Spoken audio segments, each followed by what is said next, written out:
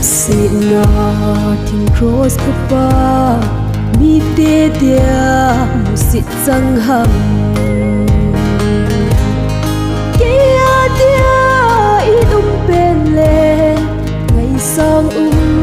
KALAL JESU vaimo hibang lomma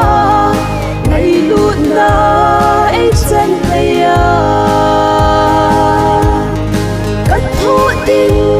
khel sum le sa Athoh LHUMME Keia di Asang Val'E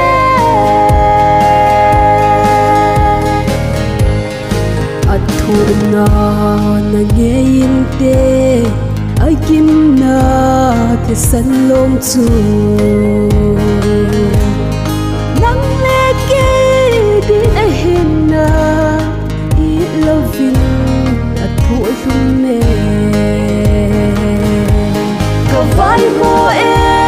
hibang lomma Ngailut na EICHAN LEIYA Kathoh ting khel sum le sa Athoh LHUMME Keia di Asang Val'E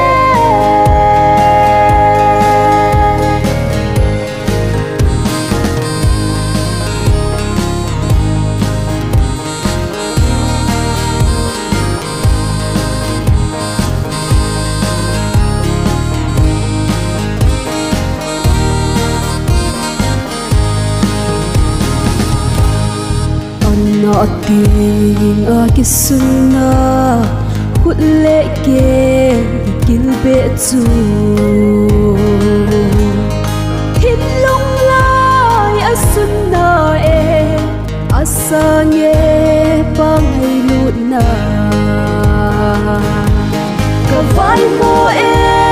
hibang lomma Ngailut na EICHAN LEIYA Kathoh ting khel sum le sa Athoh LHUMME Keia di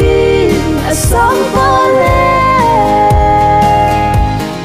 vaimo hibang lomma Ngailut na EICHAN LEIYA Kathoh ting khel sa Athoh LHUMME Keia di Asang Val'E